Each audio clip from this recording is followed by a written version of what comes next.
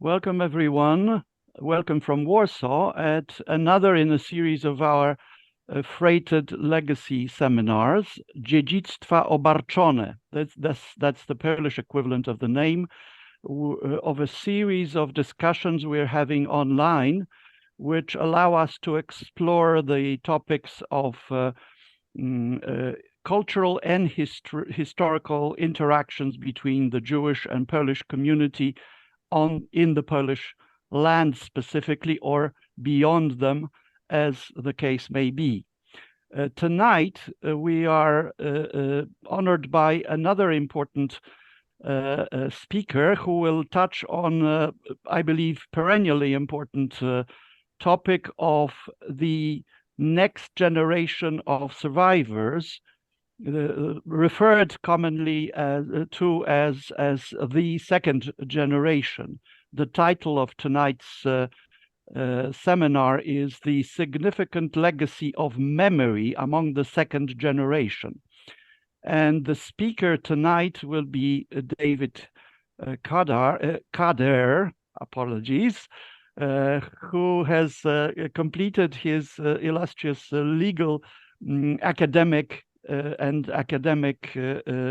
career, and has been a professor for a number of years, going into many decades, four score years, and now very active in exploring the subject matter at hand, particularly as a child of survivors. He will speak about that in greater detail in a moment. I will hand over to him, but it's worth underscoring that that David has been very active in speaking and teaching and lecturing on the subject of memory amongst this generation, and the transfer of that generation from the previous, those so powerfully touched or hurt in many cases by the horrors of Shoah. And he has been very active in the Jewish community, particularly, and has sat on a number of committees, advisory boards, including that of the Friends of Jewish Renewal in Poland. Hence, the relationship with us, a close one that also expresses itself through this series, which Beit Polska, which is located in Poland, and the Friends of Jewish Renewal, located in the United States of America, have joined hands and hopefully done something useful for a transfer of cultural heritage that we all carry and feel responsible to carry.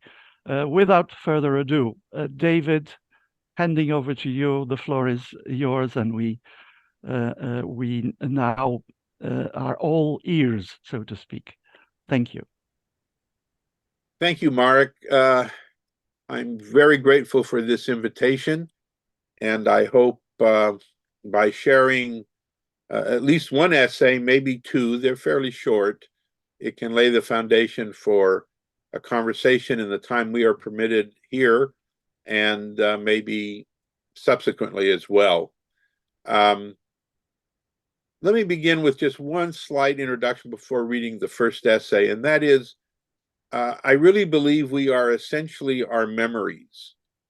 I recently had an exchange with my 7-year-old granddaughter when she was wondering, given knee transplants, and I had a heart surgery and replaced an aortic valve, and she wondered who we were. And we had an interesting conversation in which I tried to share with her that we aren't our body parts. And she wondered if, given all these abilities to change body parts, what if we changed our brains? A very provocative and thoughtful insight from a 7-year-old. And I said to her, I thought if I had someone else's brain, I would no longer be myself.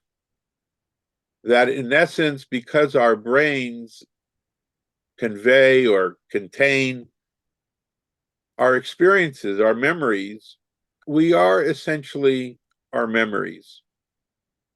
With that said, in my retirement, it became possible for me to think more profoundly, I hope, more deeply about the responsibility, the duty to share certain memories, with the recognition that memories are not history, that they combine with all kinds of problematics. I'm not a psychiatrist or a psychologist, but I recognize the challenge of capturing, recording, and transmitting memory. Despite that, I've made the effort. And the second generation, which is mostly in their 60s and 70s, are trying to do that. Some of them in book form. I have not yet done a book, but I have a number of essays already published and a few more ready to submit for publication. And tonight I have, or today, it's morning in Arizona from where I am speaking, and I know some of you are in Poland and elsewhere. I have two essays that I have published. One, they're both fairly short. One, a narrative that I'm going to read in a moment, and the other, a little bit more of a modernistic, impressionistic piece about my father. If time permits, I would love to share that as well. Well, with that by way of hello and thank you, let me share this piece that I've titled, Everyone Has a Name. The world knows the face of Anne Frank, and we know the name that goes with that face, which in so many ways is and may always remain the singular human visage of what we call the Holocaust. I wish to introduce yet another girl, a little girl, another face, and the story of my discovery of her fate and her name. The story was some 30 years old when I traveled to Europe with my mother, her first and only return to Europe since leaving in 1949 as a refugee survivor of the Holocaust. Though she was from Poland, and after the war was in a displaced person camp in the American zone of Germany, she wanted, in this return, to visit Paris, France. My mother, Lola, had an older beloved sister, Zipporah, her only full sibling, who left the family in Radom, Poland in the mid-30s to live with an aunt in Paris. My mother never saw her sister again, but spoke of her often, and even wished my wife and I would name our daughter Zipporah after her sister, whom she never stopped missing. Zipporah married a Polish-born French Jew, and they had a child together. Mother and child, Zipporah and her daughter, were murdered in the Holocaust. The father survived as a POW, having served in the French army, and was never detected as a Jew while held a prisoner. On our arrival in Paris, so very many years later, my mother mentioned that it was possible, even if improbable, that Zipporah's husband, my mother's brother-in-law, might still be alive and living in Paris, if maybe not elsewhere in France. She had some minimal contact with him after the war into the early 1950s, but nothing of consequence ever since. My mother gave us his name, Shulam Malach, and sure enough, he was in the Paris phone book and lived in a street away from the luxurious Place Vendôme. My wife, Pat, traveled with my mother and me on this trip. Pat speaks French fluently. She called the number in the phone book, and to our astonishment, he answered. Pat told him of our presence in Paris, how Lola, his long-lost sister-in-law, would like to see him. He nicely agreed, and we arranged a meeting the very next afternoon at a cafe near our hotel. Sister-in-law and brother-in-law meeting for the first time in a city my mother's beloved sister had fled to, and to where my mother herself had tried on a number of occasions throughout the late 1930s to reach as well, but without success. And hence the tragic irony that Zipporah in France perishes in the Holocaust while my mother in Poland survives. At this absolutely extraordinary meeting, in which French and Yiddish and some Hebrew and a bit of English and who knows what else, Polish, was spoken, details of the 1930s and 40s and beyond were captured. Without question, however, the emotional moment of this reunion was his showing us a number of photographs he brought with him of Mother Zipporah and her daughter, taken before the war. Emotional not just for my mother, of course, but my realization that I was looking at my aunt and my cousin. The conversation lasted hours. For my mother, the trip to Paris exceeded her fondest and most sober expectations. Shulam Malach was kind enough to have made copies of the accompanying photos, and one of them, mother and daughter, hangs in the study of my home in Arizona, and I now wish to leave the text and show you the photograph.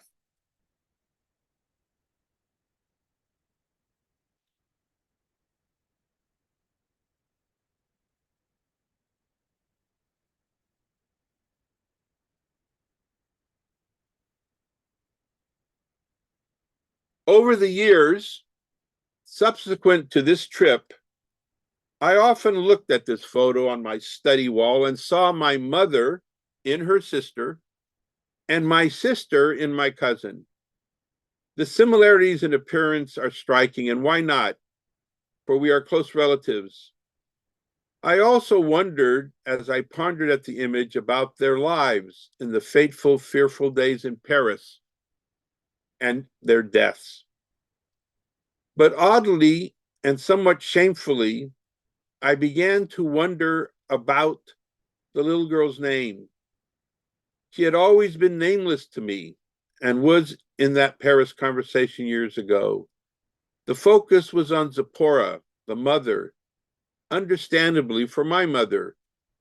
But now for me, to me, I kept staring at the little girl, lost in the Holocaust. One of some 1.5 million children murdered. And I felt shame. I didn't know her name, little else, her age. She seemed less than 5. Where exactly did she live with her mother and father in Paris? When exactly was she born? The date? What happened exactly? What was her name? A call to Paris was to no avail, as the father we met there was ill and unable to talk to us. So the information I sought was not possible by that means. And in a subsequent call, we learned of his passing. But then in a series of coincidences, what seemed unlikely in ever knowing more of this child became possible. First, I received the annual report of the Beta Klarsfeld Foundation, an organization to which I contribute annually a modest amount of money to support their work. Beta and her husband Serge are likely best known to the public as Nazi hunters. They are based in Paris and over the past 45 or so years have been instrumental in bringing to justice numerous major Nazis, including Klaus Barbie, the Butcher of Lyon, and others responsible for the deportation of Jews from occupied France. They also assisted in the case against Papon, chief police officer of Bordeaux in Vichy, France, and Lou Brunner, the last survivor of the Eichmann team, and the list goes on. Beyond the Nazi hunting, the Klarsfelds have over three decades meticulously sought to document the face of each and every Jew deported to their death from France during the Holocaust.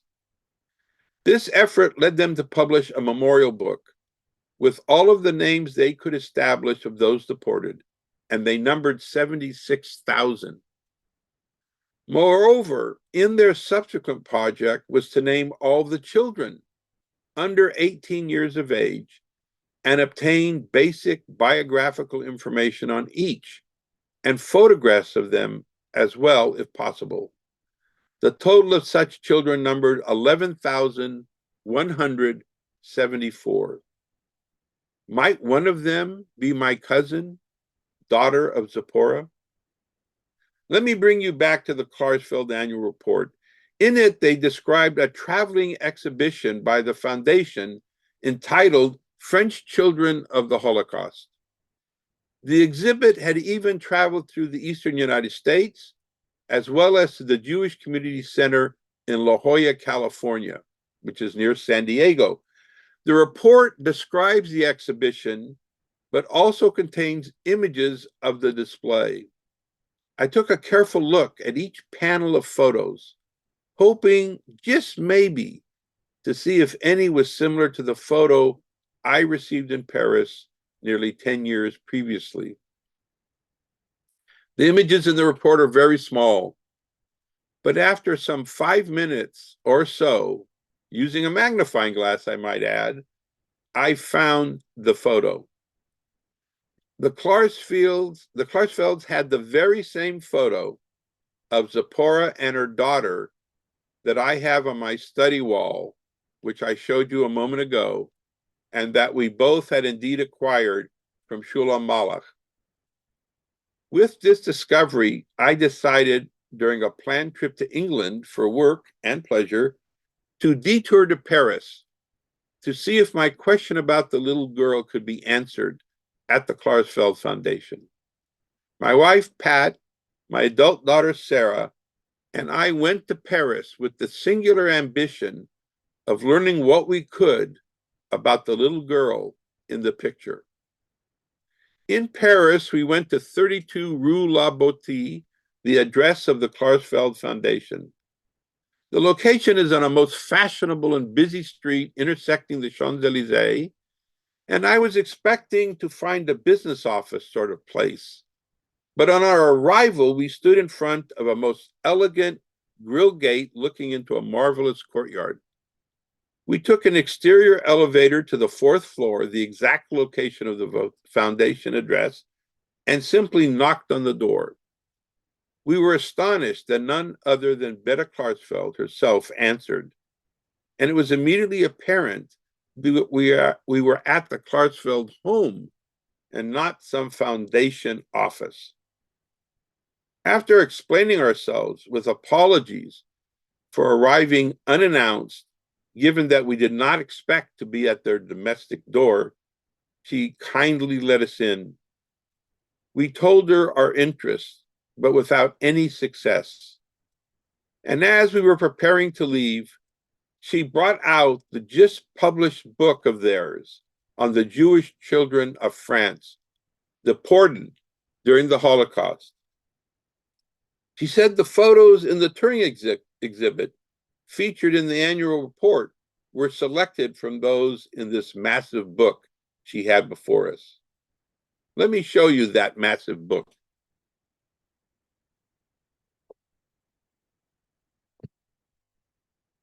This is that book. It is indeed massive. Feeling we had possibly already overstayed our welcome, coming totally unannounced, making no appointment or prior call, not expecting to meet the Klarsfelds in their home, I didn't think it polite or permissible to ask to remain so I could turn each page of this 1,500-page volume. But as we visited a bit longer and sang our farewells, I began to simply leaf through the book at some 50 or 60 pages at a time. And doing so, I hit upon the following picture in this massive book that is also, as I showed you, on my wall.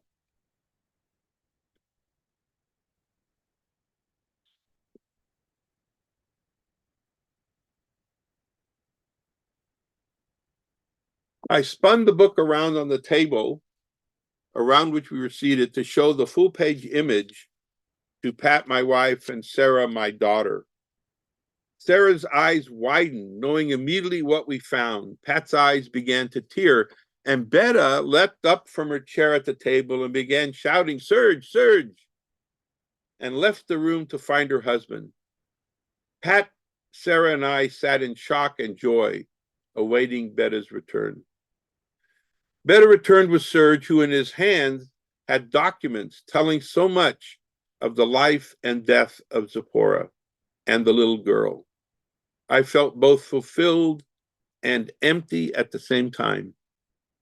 Overjoyed in the knowing, empty in the absence.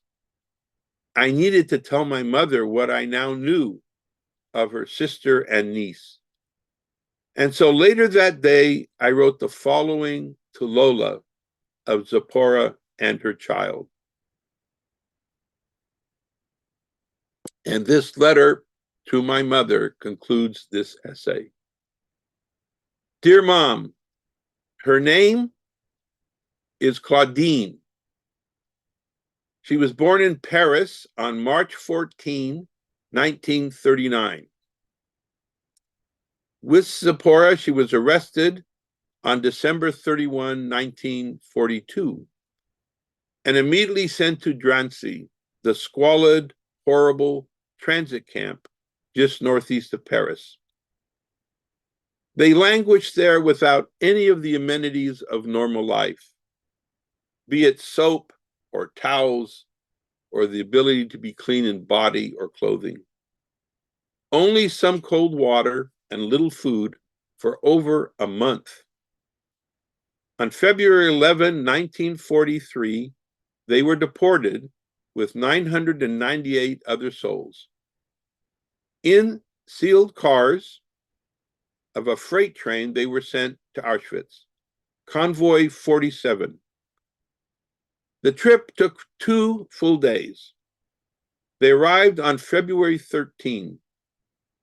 196 adults were selected for work, of which 14 survived the war, 13 men and 1 woman.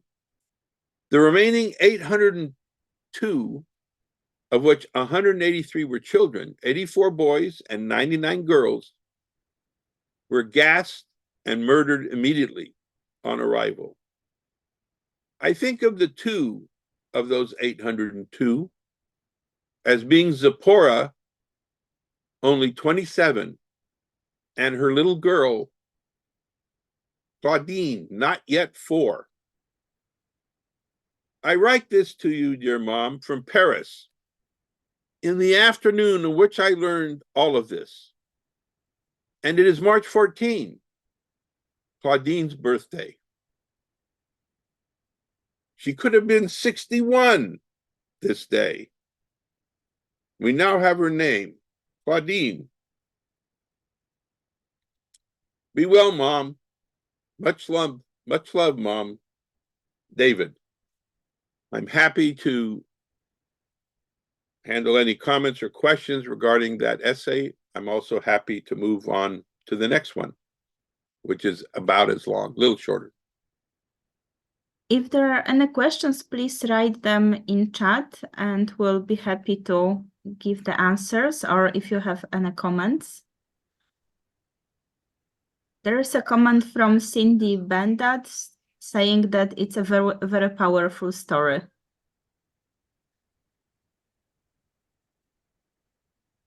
Should I read the second one? Yes, let's read the second one, but if there will be questions or comments regarding the first one, we still welcome them in the chat.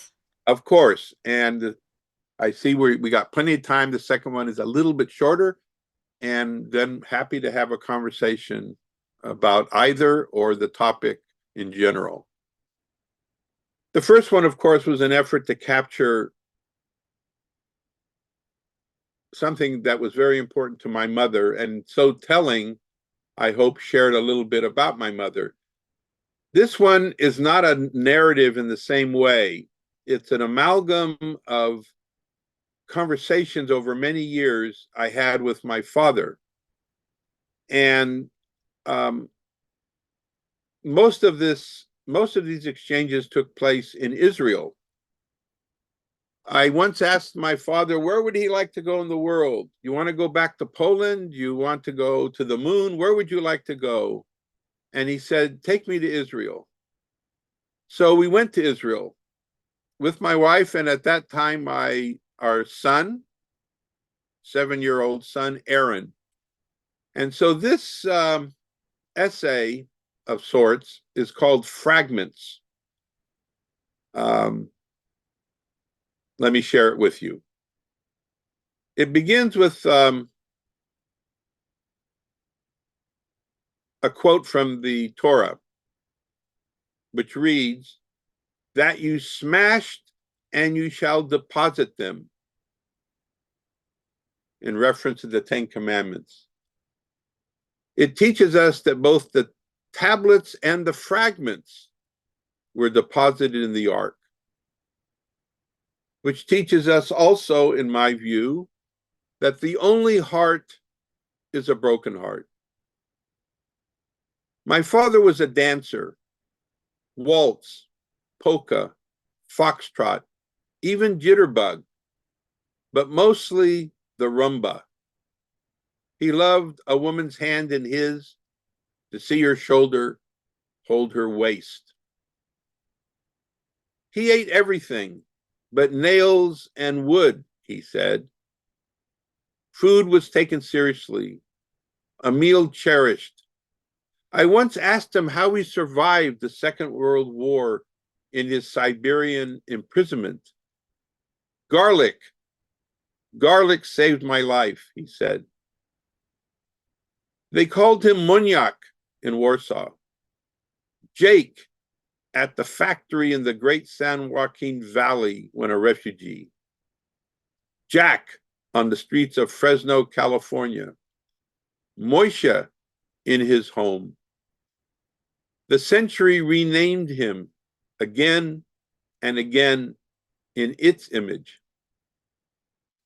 My father, Moshe, the dancer, spoke Polish, Yiddish, German, Russian, English, some Czech, and some Romanian, and read and sang Hebrew, but mostly language of silence in the years of the tyrants. A postcard from the Warsaw Ghetto to his Siberian prison camp telling of the end. The message alone escaped. My father, Moshe the dancer, once said, tyrants take away your future. They take away your past. Only now they leave you. Once so hungry, he recalls imagining the taste of his own heart. Shallow graves in the frozen Mother Earth of Poland to hold the murdered children that the living chose to bury to save from the crow and the rat.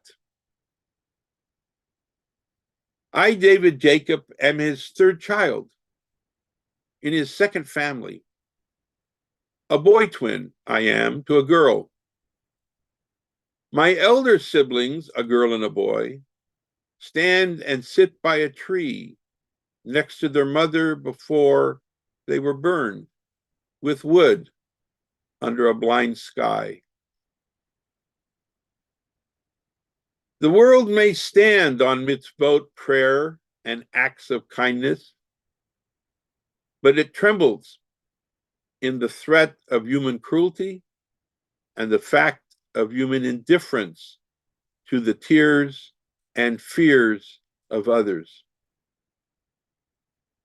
After 6 years, 6 long and hollow years, he thinks, go home. By Mongolia's edge he treks. Through Kazakhstan, his legs carry him. He finds a brother jumping trains, another brother in Tashkent. Through Uzbekistan they go. To the welcome mat at the door of his house, on his street, in his Polish town, now with strangers at the window. A fist to his temple, another to his heart, with a hearty, go home, Jew. Do not return if you wish to keep your life. Stuttgart displaced person camp.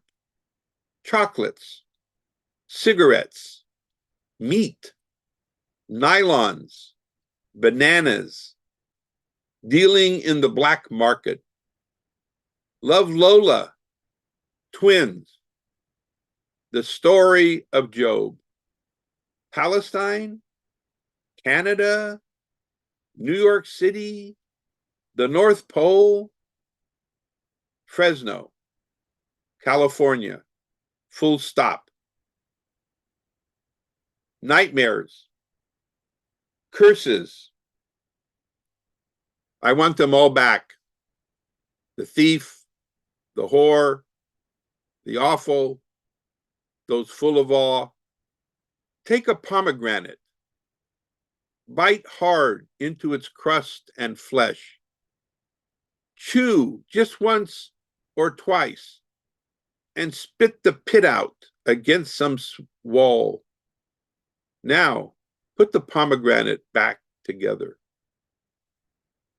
I asked once my father, where was the front line?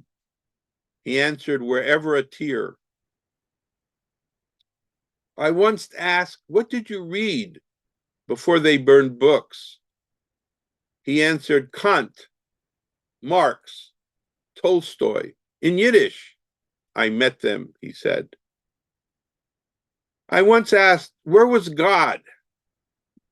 He answered, where was man? I once asked, why didn't you flee? He answered, why? Were they going to kill us all? And to where? I once asked, why do you pray? He answered, when I pray, I see the face of my mother and the face of my father, like yesterday.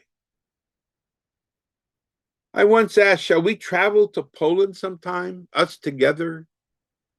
He answered, Poland is for me a cemetery. I asked, what about memory? He answered, remember the future. I once asked, to think the world's beginnings have taken us to this debris. He answered, breathe the breath given to you.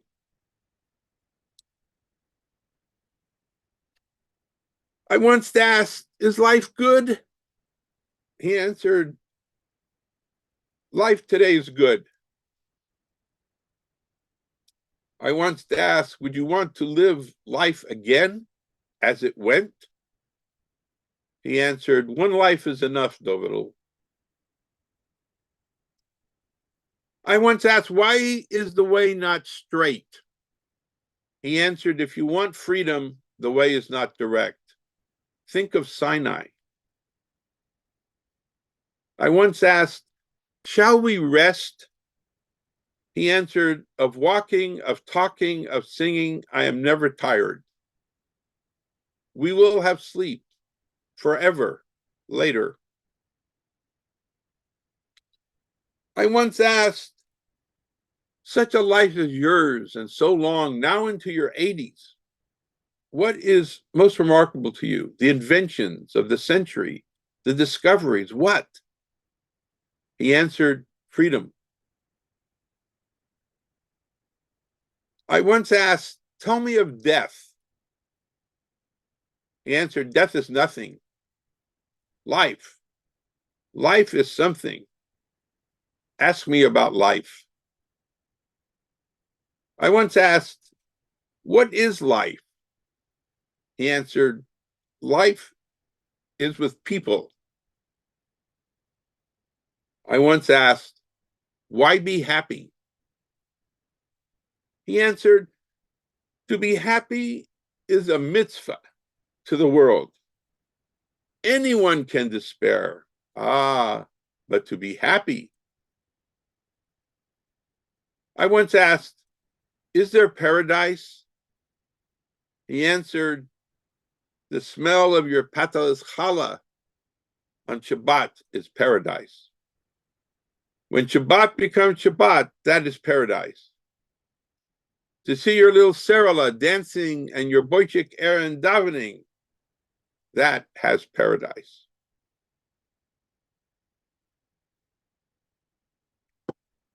I once asked, do you answer all questions? He answered. In the second half of his life, he took long daily walks, the dancer did. For the heart and the lungs, he said. Of course, for the heart.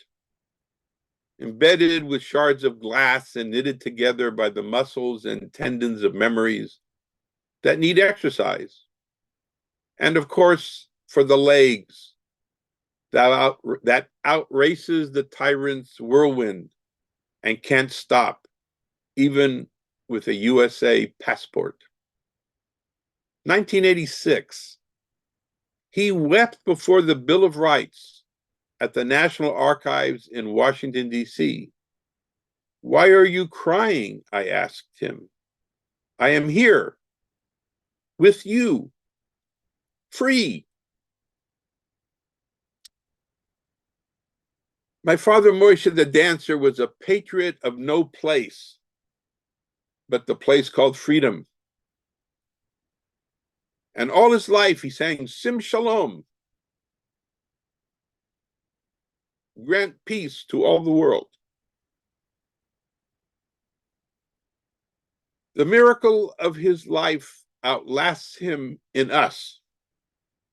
But for him, the miracles are over. Adon Olam, I shall not fear, body and spirit is in his keep. Keep fragments near and dear, for the only whole heart is a broken heart. Thank you very much for reading this another story. And let me now refer to the questions and comments that we are having in our chat. First of them is coming from Viktor Baginski, and it says, thank you very much for sharing these heartbreaking stories and emotions. I would like to ask about the first story. Did the lack of knowledge of the fate of the missing persons of the other family members, the functioning of the family, and did the discovery of their fate change a lot? Did it end the mourning? And will these stories appear in print?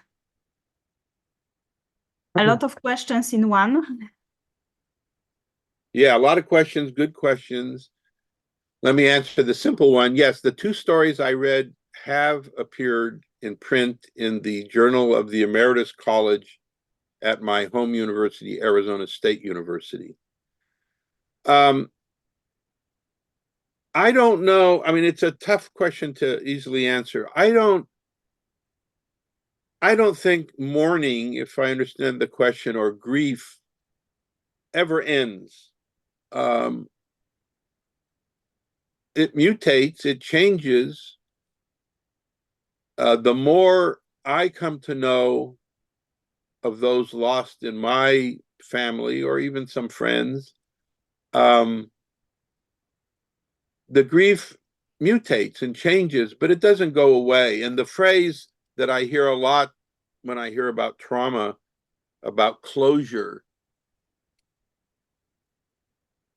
I don't think there's ever real closure. And the reason, for me at least, is not difficult when I think about my own feelings to understand, which is when you lose somebody, even in a non-traumatic circumstance, you grieve. And the degree of grief, to some extent, is a measure of the degree of love that you had for or feel about the person that's gone.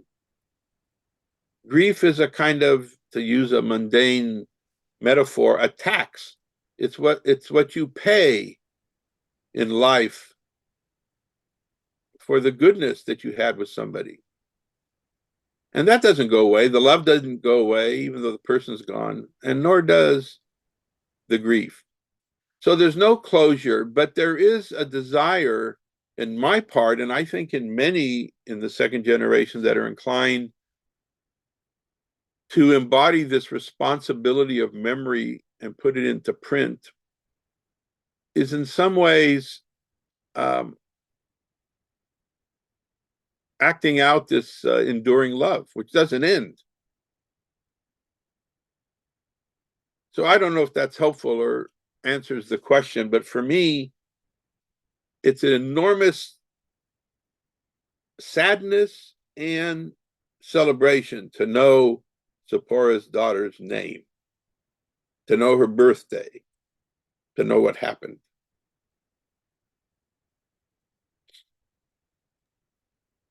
We also have a question from Andrea White. Had your father heard anything about the Jewish renewal in Poland? No, sadly, my father died in 1992.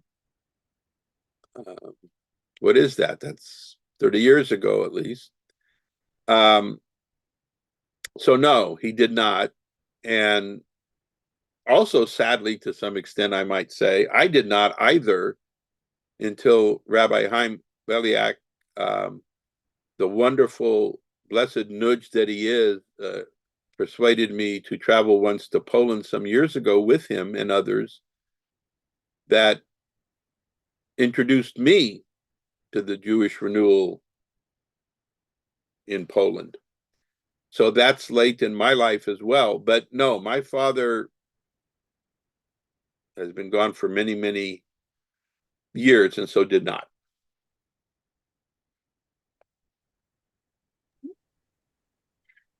We also have a comment from Cindy Bendat, another powerful and emotional story. Are you writing a book with these stories and others? Well, I hope it might be a book eventually. I have others. One is already written, not yet submitted for publication, and others I'm thinking about. I can share the one that's pretty much done. I don't have a title for it, though it's tentatively called Echoes. But some of my earliest memories of what we now call the Holocaust or the Shoah are from my childhood, when the word was not coined and I didn't know what was going on in my family in terms of the trauma my parents were experiencing. My father had a wife and 2 kids that were murdered by the Nazis. My mother was in Auschwitz. She was surgically operated upon by Mengele. I didn't know any of that as a 2-year-old, a 3-year-old, a 4-year-old, a 10-year-old. But I experienced certain events in the home that remain. And so I once gave a talk, actually, many years ago, called The Nonverbal Communication of the Holocaust. The whole idea of the transmission of trauma, I don't think so much genetically, though some believe it occurs even at the chromosomal level, but by those experiences. So I've tried to capture those events and that will come out, I hope, if it's accepted for publication, and some others. And so there may be, at some point, if I keep at it,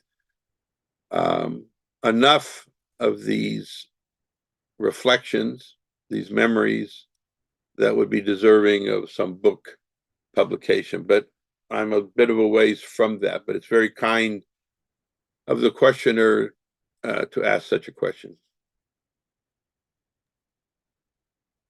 Thank you very much for this answer. And now we have a question and comment from Ter Winant. Thanks so much, David. You remind me that there is so much second generation work still to do in Fresno. A comment from Rabbi Chaim Beliak, powerful and demanding, mourning is a continuing process. And a comment from Judith Raphael, I no longer grieve or mourn my parents, but I still miss them greatly. My dad died in 1996, my mom in 2004. Sure. I mean, that's totally understandable. And it matters what grief means. Missing someone, I guess, needn't be labeled grief. But, you know, we come into the world pretty much alone, but happily we depart not alone, except those that often are murdered and taken from us violently. But we grieve our personal stories, and I think we can grieve the stories of others. I don't know if I'll have this statement accurate, but there is a saying that goes something like, if you feel pain, it means you're alive. If you can feel the pain of others, it means you're a human. These were all the questions that we had until now. Are we having any other questions or comments? Yes, it seems like these were the questions that were asked. And thank you very much for sharing both those essays and your thoughts and answering the questions of our participants. It was very important for us to hear those stories and to think about them. And I would like also to invite all of our participants for the next webinar, which will be happening on January 21st. And its title is The Concerns of Polish Progressive Judaism's Foremost Leader Rabbi Oziasz Thon. And this webinar will be led by Professor Ronen, who will introduce us to this remarkable Polish rabbi. Until recently, the legacy of Rabbi Thon's intellectual and life experience have been shrouded by the Holocaust and subsequent events, most importantly, the establishment of the State of Israel. And right now, Rabbi Thon's significance emerges for diaspora communities committed to their national identity and to the Jewish and cultural political Zionism. Today's Jewish world may be astounded to learn that the largest number of progressive Jews in the world lived in pre-war Poland. Polish Jewry dilemmas and lessons are relevant to our moment. So this is just the part of the description of the next webinar. We invite you to read the whole and also to join us to listen to the presentation and to be part of the discussion that will come out after it.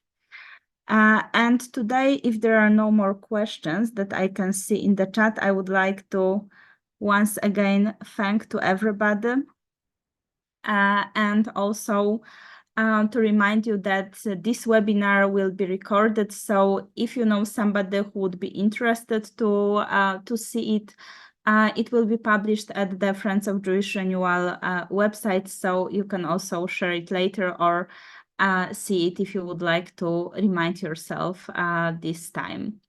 Thank you very much. With that, wish you everything best for the end of the year and looking forward to see all of you in January. Thank you, Dominika.